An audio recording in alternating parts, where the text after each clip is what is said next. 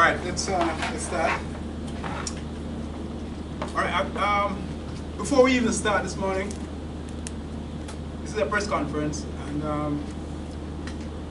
we have sad times, right? I met this young man at the Observer years ago, and I just started. Job Nelson. Job and I worked together for about 3 years at the Observer. And wow, we have been friends all of these years. He has been all over the place and at the Gleaner, cover football, cover all sport. Job is a sportsman. And I don't know the exact thing, how it happened last night, but he was shot and killed on Spanish Town Road. So, you know, it's really, really sad times for the fraternity. And, you know, so I ask you to stand for some a moment of silence in his honor.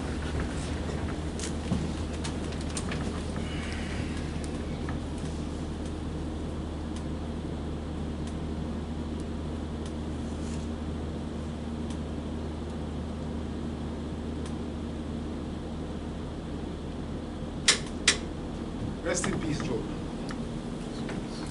All right.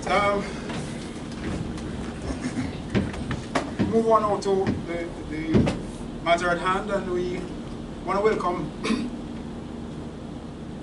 the CEO / General Secretary of the Federation, of course, Mr.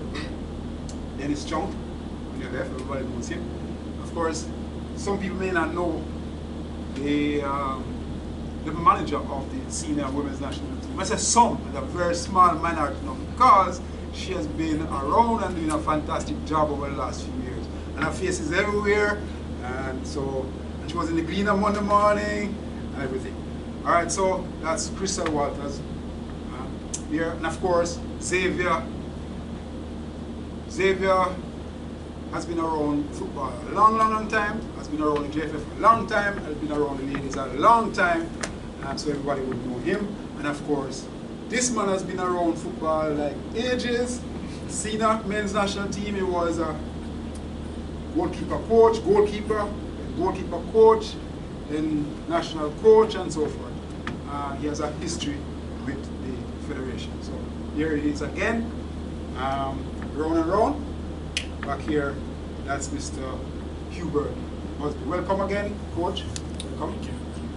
All right, so we are going to Brazil. We have 2 games in Brazil coming up, and you know, the coach is back. So we thought that it is just the right thing to have the press conference where anybody want to ask questions and so forth, we can do it and move forward. All right, so I'm going to jump straight into it now. Okay, no, we don't start this thing without a prayer. So Simon, short, quick one, please.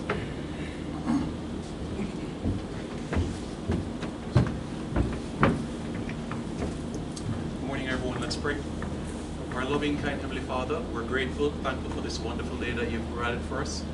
We're set to embark on a mission, Father, and we kindly ask that you may help us so that we may reach to our respective destinations safely, whether it relates to the senior women's national team players, staff, arrive safely in Brazil, and also perform to the best of their abilities in training and matches on this journey to the 2027 World Cup. We ask as well that you may help us to unite as a nation as well. Players, staff, stakeholders, administrators, members of the media and supporters as we look to accomplish all of our goals. We ask all these things now for your loving Son, Christ Jesus we pray. Amen. And of course, I say welcome to all the media members here. Without you, this we get out there wouldn't make sense at all. Alright? So first and foremost, the man of the moment, Mr. Hubert. Hold on, Coach. Oh! Let's come. I forget that you have to leave. Come. Sit here anyway.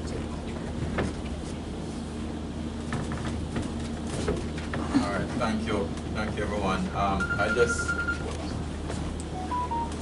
just wanted to welcome everyone to this press conference, which Coach thought was important for us to have, because obviously he has come in on a new assignment, and he's charged with the responsibility of ensuring that we win the World Cup by Busby in 2027.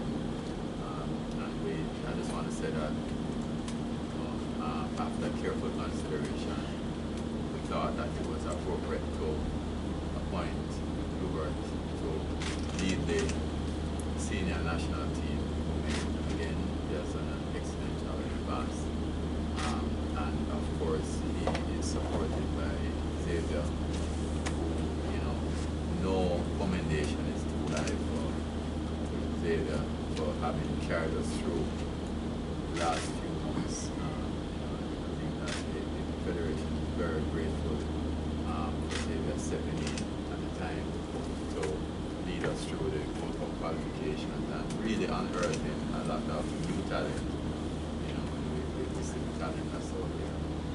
That we have a very deep well in terms of players that are only wanting to play for Jamaica. We're happy for this opportunity to go to Brazil, and I know that there are plans for even some a tournament here in Jamaica.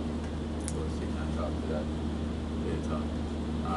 But we are committed as the GFF to ensuring that the women's team and the women's program goes from strength to strength and develops.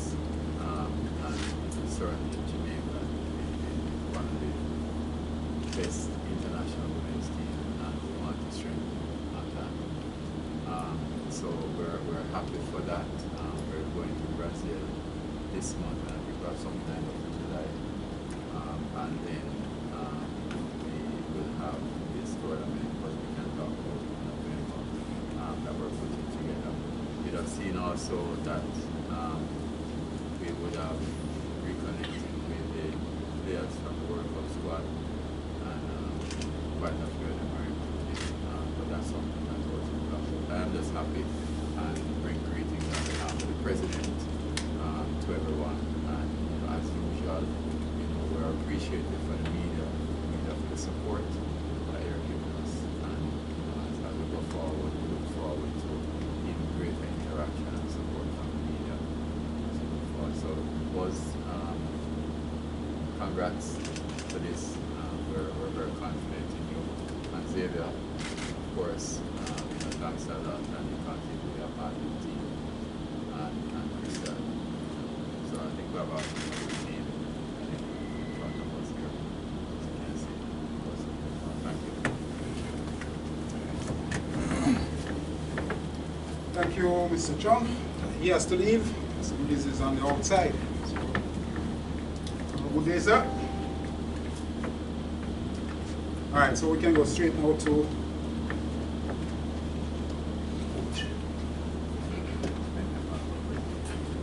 All right, good morning, everyone. Thanks for coming out. You could be a lot of other places, but you're here, so we appreciate that. First and foremost, I would really want to acknowledge the Federation for my reappointment and coming back in. I believe the time is right, and I feel that it's a great opportunity and a great time for Jamaica football, but also for the women's program, as we look to go to 3 consecutive World Cups. At this time, as the General Secretary had mentioned, we are embarking on a new cycle, and we're off to Brazil on Sunday. Time flies, where we'll look to kind of reconvene with some of the players and continue our evaluation of players as we head into what will be a very busy fall schedule. And then that will turn into another hectic 2025, and then from there on in, that will be the sort of platform and the springboard for us to head into World Cup qualifiers. So obviously excited, grateful for the staff and the opportunity, and really, again, as it was mentioned, to be working with an incredible pool of players that are at the senior level, but also the ones that are matriculating through the system as well. So the future looks bright, and we need to continue to mold and to guide and to support our national teams, male and female, as we look to embark on, what will hopefully be 2 historic years in 2026 and 2027. All right, Coach. You mentioned the fact that we're going to Brazil. Would there be any changes to the squad that was released recently, and could you update us on that one? Yeah, there's been one change. I brought in Soleil Washington in for Davia Richards. I think one of the things in the conversation is that we've had a good opportunity. Coach Gilbert has had a chance to see her, and we've watched her excel very well in the last 6 games. But obviously, most of you know, Soleil did a really good job for us at the World Cup, and as one of the younger players coming through and being one of the historic makers in terms of one of the younger players to play in the World Cup, we thought it was important to bring her into the mix, to have a look at her and see how she's progressed within the last year. It's been 9 months, so it's very important that we have a chance to see where all these players are as we look to kind of move forward for the window in July. In terms of the team, I'll ask questions first, and then you can pass on here. But in terms of the team, Coach, how was it structured? How was it composed? Who managed that? And was it a combination of yourself and the manager? Yeah, it was obviously, with me being hired the last 2 weeks, there was discussions ongoing, but obviously needed Coach Gilbert's input and feedback as well, which was very helpful. And then obviously looking at trying to balance the squad as much as possible, we kind of came up with the idea that this would be a good chance again for these players to come in, and so I was excited to work with them. Again, there's been some new names, or some names that you will kind of get to know a little bit more in terms of like Naya Cardozas, who will come in as kind of a carryover from the group that was involved with the CONCACAF qualifiers. So it'll be good to see where she's at, and someone that I know for a long period of time, and watching her develop the last few years at Brown University. So she's an exciting one to see how she kind of fits in, and this kind of the rest of the group, how they continue to kind of, we've been monitoring them at the respective clubs, but now it'll be good to see where they fit in, and how we sort of kind of put that plan in place, and lay down our guiding principles of how we want to play heading into this qualifying cycle. Finally, before I pass it on to you guys, Xavier, you actually led the whole charge in terms of players. How easy or how difficult was it to put this squad together? It wasn't that difficult, to be honest. Movie recorders.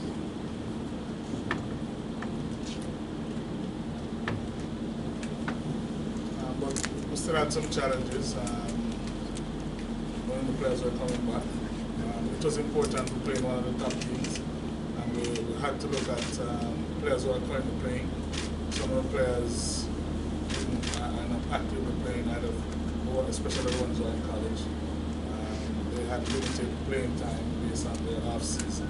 So those are some of the things that we had to contend with. And we thought that it would have been best to ensure that we select the players who are in the best physical condition, and who are playing currently at their respective clubs. All right, over to the floor. Anybody have any questions out there? All right, start with Xavier. Xavier, in terms of molding together that team during that period up to now, their appointment of supposedly as the head coach.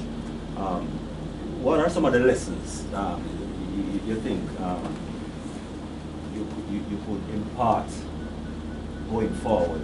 In terms, I want you to elaborate on the lessons learned and integrated it into what is to come. I mean, pass on to the players, the coach? Or? No, generally. Okay. Generally. I mean, there are so many takeaways from what has been happening and what has happened. But the important thing is that, we know that we have to amalgamate and make sure that we have the best set of players representing Jamaica all the time. And that's what we're here for, to make sure that a lot of persons probably didn't know that Busby started all of these players, the Jewish players. It started, there were a lot of work that was done over COVID period where we put all of these players together. Playing model, playing style, all of those things were laid out from then, and it's just to rekindle that and continue to develop and grow. Coach, just to me arrive, congratulations on the reappointment, Good coach. to see you again. I don't know if the question was asked, but I would like to know, what is your expectation now at the second time around? Well, I think the expectations, the bar has been raised, right? I mean, I think, you know, we're this group and the staff has achieved, the bar has been raised, and I think, you know, it's important that we don't lower that expectation. After all, life is about progression, and we always sometimes don't hit that mark, but it has to be us aiming for that mark. And so, you know, it starts from there. That means the standards from everything that we do starts with me in terms of the excellence that we need to bring on and off the field, and that translates down to the staff and to the players, and so and obviously the federation and all those that support it. So it's important that it's not just singular, it's not just what I want, it's what we have to collectively drive those standards to ensure that we get back to where we want to go, which first and foremost, be qualifying for each and every World Cup, and then progressing on to the next round, right? Because at the end of the day, it is about progression. And when we talk about leaving it better than we found it, it must be that the next person who takes us on after 2027 is speaking about, if we haven't won the World Cup, we're speaking about winning the World Cup. And in terms of the women's football, there's no reason why we can't aim for that level. And that people might say that's a really high expectation. But if you're not going into it with the highest expectations to do your very best, then after all, what are we looking to do and what are we looking to play for? With that said, there has to be support from everything underneath. As we know, a house is only as good as its foundation. So these players, and Coach Gilbert alluded to that, you know, there's a group of players that were 03 and 04 that I remember March 20th, 2020, that we're rushing to get them off the island, you know, with the U17 group. But a lot of those players, the first time that they've played for their country was in a Gold Cup qualifier, or they're playing in these games. And so we have to really kind of provide the platform for the next couple of years to see exactly where they are, so that even after this cycle, we have a really sustainable pool of players coming through. And that really has to be done by design and just not deliberate.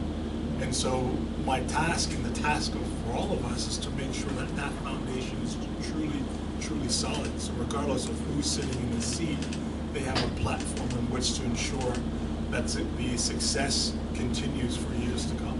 And that was basically answer half of the question that I was going to ask, because there is a Reggae Girlz squad and there was this new couple of players that basically played in the Gold Cup. I don't know how much you know the new players in the Gold Cup and matching it with those players. How you plan to bring all of that together to get the best out of the entire group?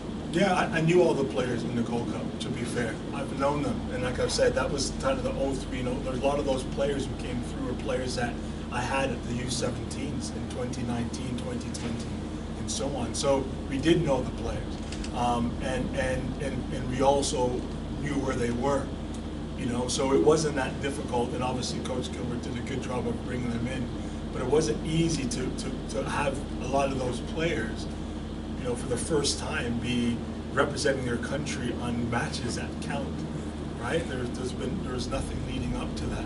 And so it's crucial now that these next, you know, few months, we kind of figure out where some of these players are. Some of them will be able to level up and continue, because again, the bar is set. The expectations are for them with time and support to get there. But the idea is that they need to also be able to kind of continue their development and hit that ground running as well, because we're not going back, we're only progressing. And so just by natural progression. Those who continue to excel will do so, and that's reflected in some of these players. And obviously, the July window will have a lot of those players coming back in.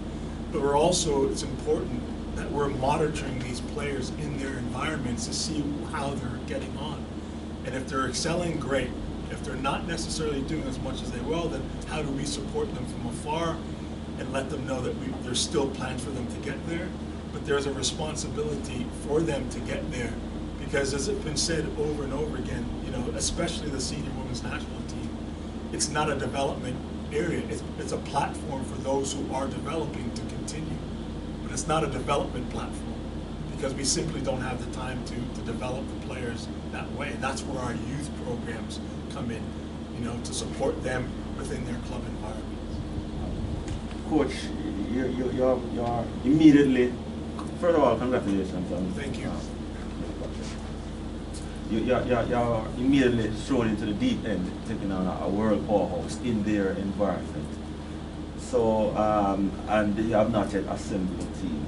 In terms of putting all your ducks in a row and all your things in order, going into that environment, holistically, scientifically, what can you say in terms of the approach heading into that environment when you put all together, that you don't have the team as it, could you elaborate on that? Yeah, it's a good question. Obviously, we're doing a lot of work right now behind the scenes in prepping. I think one of the things that, when you're talking specifically about Brazil, is that everyone is going through a cycle.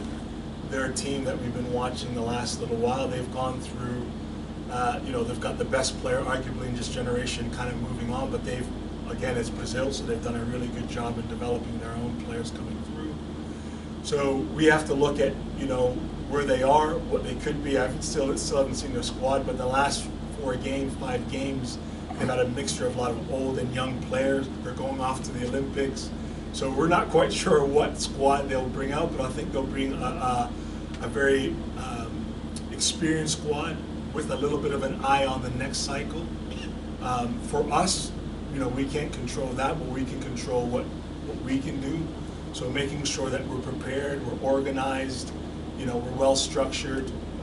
Again, with the World Cup just going there, you can imagine we're going in there at a very unique time where the whole world will be, and eyes will be watching us and the country, because they're the host of 2027 World Cup. So it's important that we're very, like I said, structured in the things that we do. We can't implement a whole lot of time. So we'll take a foundation of all our sort of defending principles and all the attributes of the players that we know we have, and try to give them the best platform for them to be successful during these next 2 games. Coach, on the point of expectation, what's your expectation going to this game, and also at the end of the 2 games, or what will you define as success? Well, I think we always go in at the national team level, senior national team, it's always about results. So we want to have positive results, but it really is going to be about laying those principles of not what is now, but what it looks like in 2027. And at some point you have to start. And if we keep on deferring in terms of who we are and what we want to be, then I think we'll never get there. So we have to start laying those playing principles again, reestablishing what things that we want to do. Because in the modern day, we were in a very, very tough group into the World Cup, arguably the group of death, so it meant that we had to play a certain way.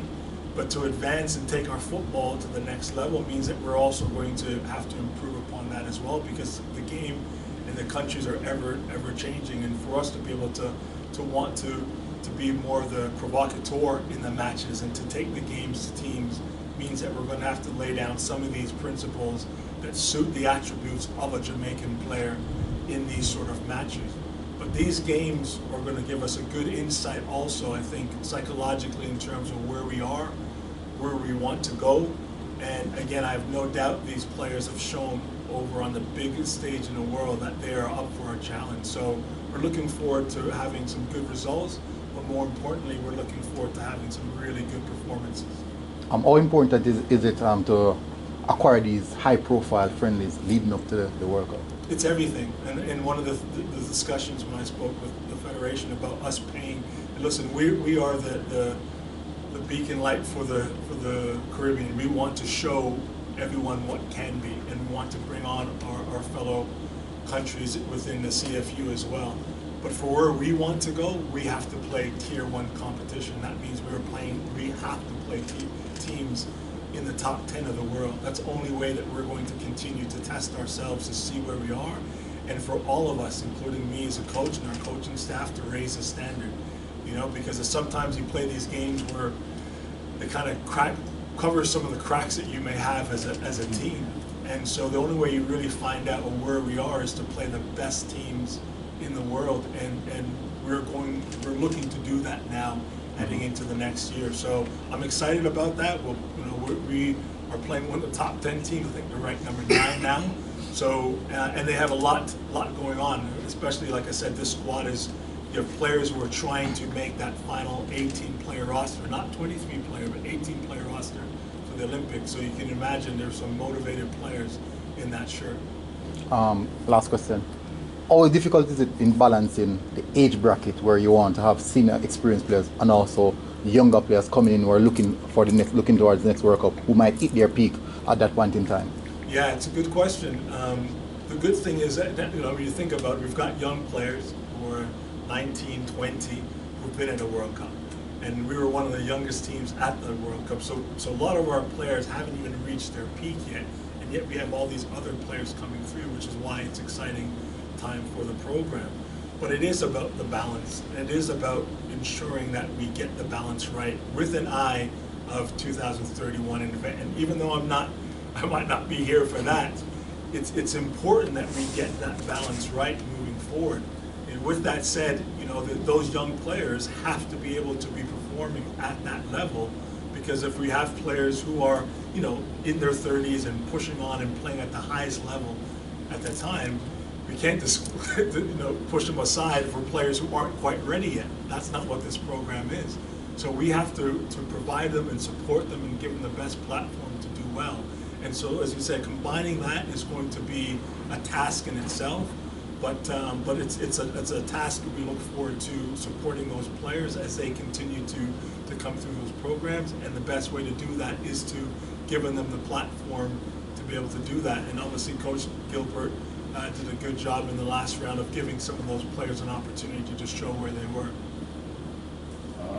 The Brazil team coach, is that team we upset and basically knocked out of the World Cup. Think that will be a part of their psychology when they come into a game against us. Do you think they will want to kind of exact that revenge on us for knocking them out of the World Cup? And how much you think that will play to your tactics as well? Well, their motivation, I don't know, but I would assume there'd be 1,000% motivation for them. You know, and again, you know, you look at all the dynamics around this match that we have to really weigh up and take into consideration. You know, there's arguably Marta, like I said, her, and I've had the pleasure of coaching Marta in 2009. And she's such a great role model for all the players around the world and what she's come through and what she's meant to the game. So this is probably her last 2 games on home soil, because she's retiring. Again, you got the World Cup now coming in their backyard, and as you mentioned, now you're adding the idea that, you know, we knocked them out of the World Cup. There's no other motivating factors than that to send them on their way to, and as I alluded to, you have players trying to make the final roster of the Olympic teams.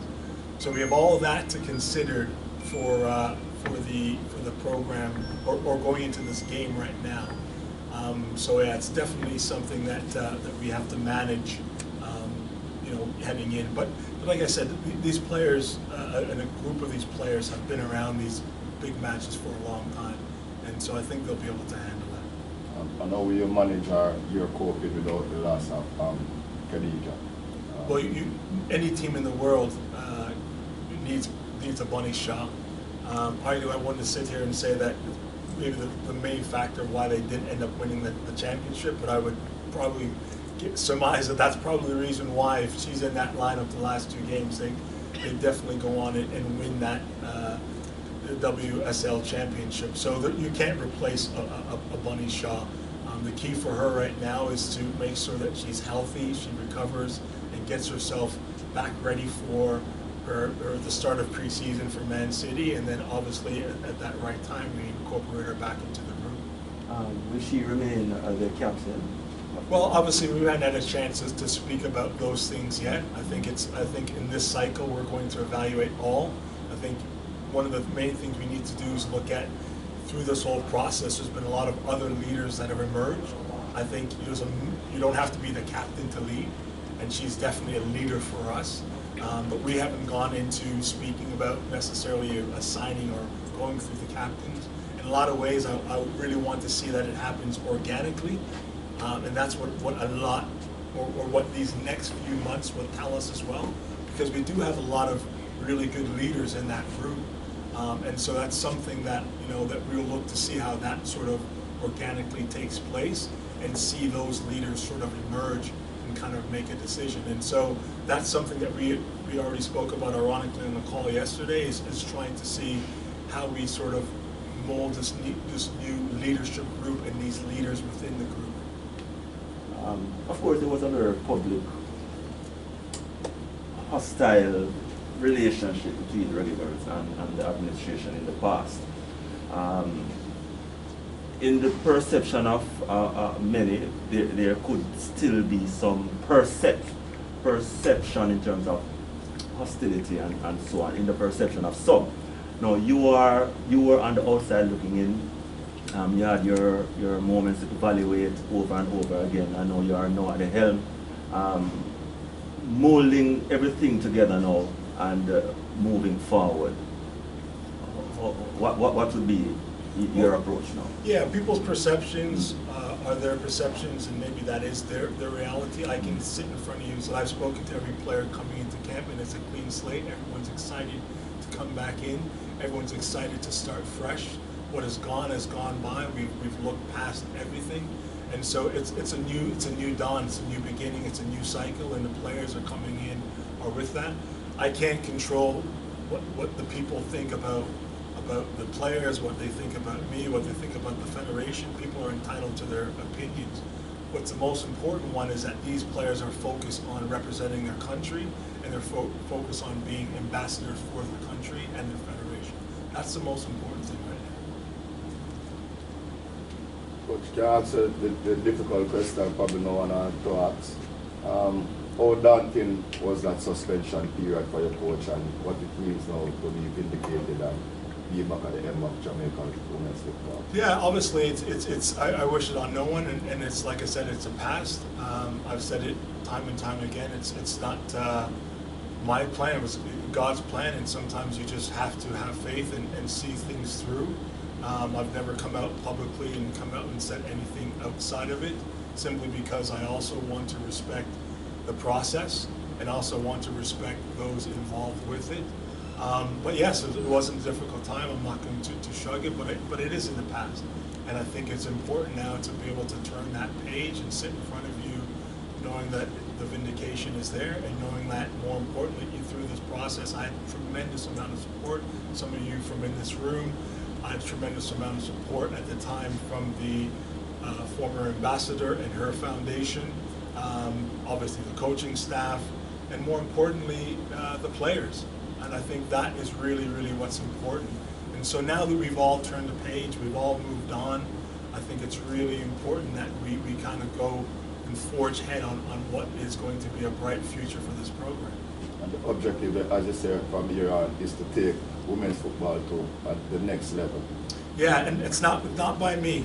And a lot of people, it's been done on a foundation. There's a platform been laid, and different places. People have sat in this place, and I acknowledge them and respect all those people who've done it before, and all those people understand that it's a privilege and honor. But I'm simply a custodian. I'm a caretaker while I'm in this job, and I have a responsibility that I don't have this job. And when I wasn't in this job, I was still providing support and doing what I can. So I just want to continue to do the best I can, surround myself with the best staff that I possibly can, and provide the environment for these players and those who want to play for Jamaica to have the best opportunity to do so. Coach Gilly, management, you both have worked with Mr. Busby before. What it's like to have him back and being there in support of him and his ambitions? I mean, it's good to have him back. We shared a good relationship, a very good relationship from before, and we'll continue it. And I mean, when, as I mentioned before, we started a good process, and it's just for us now to rekindle and continue. Management, get your views.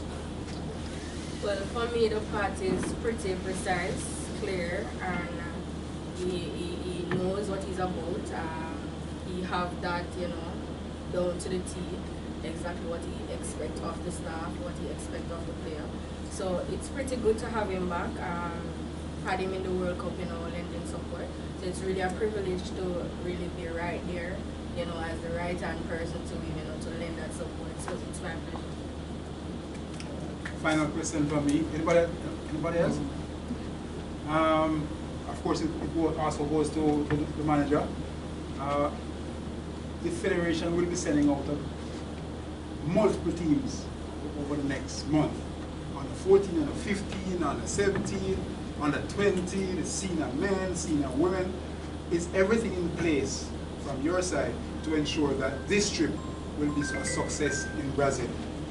Well, as you know, Earl, I have to be on my tiptoe, you know, on my toe pressing, because it's really a hectic, it's really,